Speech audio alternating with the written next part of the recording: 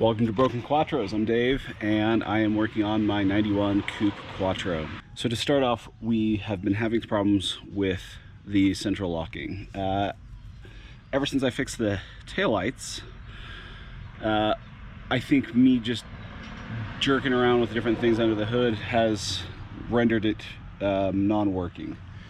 And instead of trying to fix it, I'm just going to yank it out. It's way too invasive, and I'm tired of dealing with problems.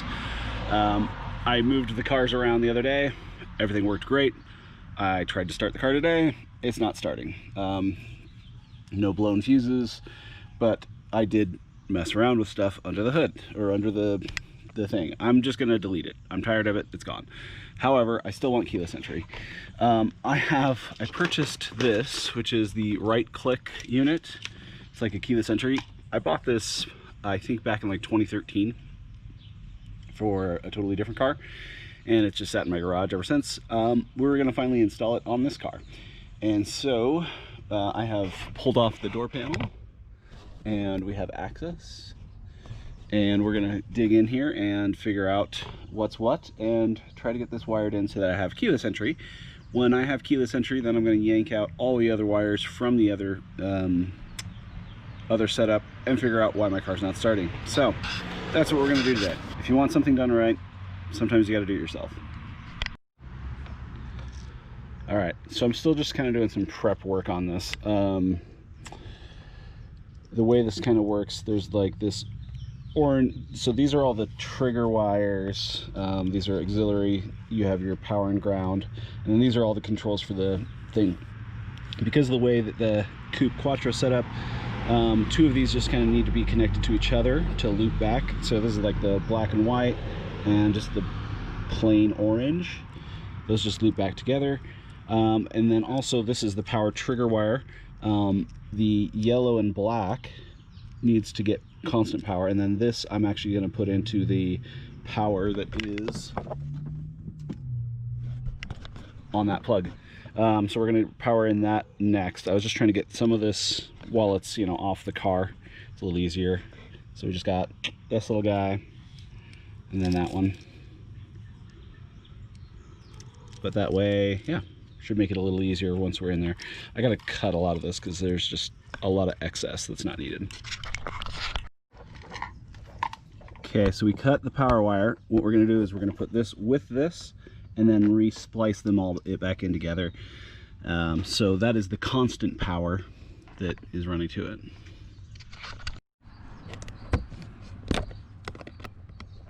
Okay, so that one's on there. Next one is actually this green and red. That's the signal to the driver's door. So we're going to cut that, and we aren't going to splice it back. We aren't going to splice it like we did this one. We're actually going to have the two different signal wires going to the different ends. So one going to the driver's door, and then one excuse me, one going to the pump.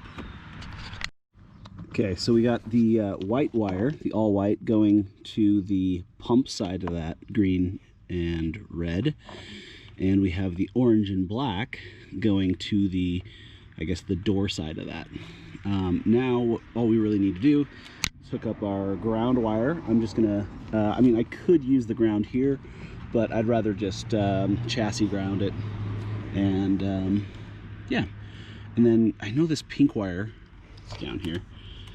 This is for the signal horn, so we might play with that too. We'll see. I almost forgot to mention, so the last wire that we hadn't touched yet from the signal side of this, the yellow wire, and that one actually just has to be grounded as well. So I put that to that, and then we'll just ground this singular black wire. All right, so obviously not installed, but hooked up. The key, I got something to say about these. They're very, very cheap feeling. They are kind of cool because they got the flip out, whatever, but they feel like crap. Temporary ground, but let's see, unlock. There it is. Lock. So while it works, I still got to pack it all away. I got to obviously ground it properly. This is not a proper ground. This was a test ground. and I got to tuck all this back up. This actually hangs back up in here. We'll get that all put away, and yeah, now we have this. I'll show you really quickly what I was talking about. All right, so this is very cheap, very crappy. A second ago, this, yeah, look, the thing is falling out of there. It's just, you know, not great. However, this is an original key. This is just, you know, your B5A4 key. And I have actually, while it doesn't look like it, I need to swap on a cut version of that. But inside of here, give me a second.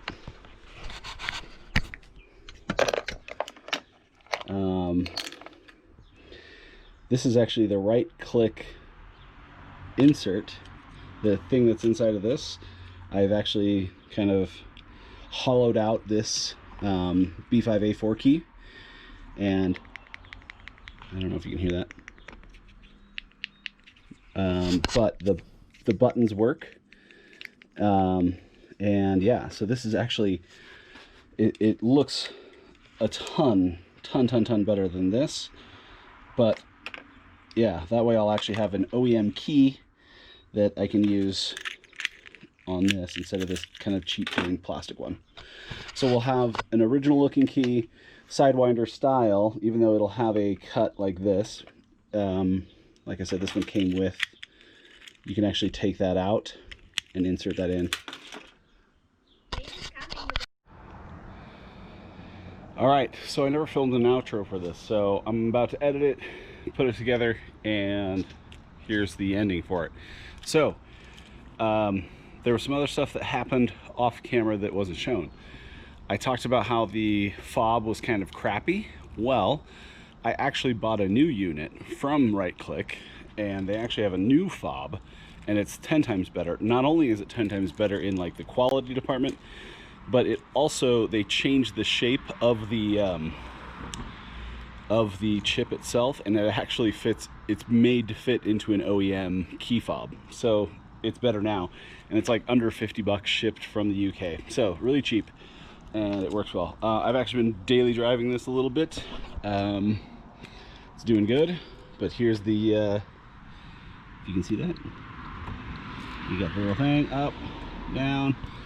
I don't know if you can see the blinky light, but we got a blinky light. The car is all back together, looking decent. The door card is back on, looking decent. So it's all up and going. Oh, I also got the little key cut, so you can see it's like my regular key, and it's working. And yeah, pretty happy with everything that's going. So like I said, I drove it last week. Only thing is Utah is super hot. Like it's actually like 9 o'clock. Well, it's like 8:30 right now. It's still very light, but it's also still like 80 something degrees. But that brings me to my next point. I did order some parts from Audi Tradition, so we got Audi Tradition parts on the way to fit the AC. So hopefully we'll have some AC this summer. We'll have to wait and see, fingers crossed, but that's the plan, that's the goal. But the key fob is installed, it is working. The new version of it, of the keyless system from Right Click is actually the same, it's the same wiring, so I didn't have to change anything that I already talked about. Is already done. The wire colors and everything are the same, so you can just wire it up the same way I explained before, but now you get a better fob, and it'll swap into the other one. I actually have a second one, but I'm waiting on keys for, or batteries for it, so I can do it. Also, big shout out to Daniel. Daniel sent me this guy. I have not installed it because I actually want to do a little paint correction on here, but he sent me the little squirter spout that's missing from mine. So thanks, Daniel, for that. Appreciate it. I love it when people are willing to send me parts, and I love it. So anyway, thanks for watching, and we'll see you next time.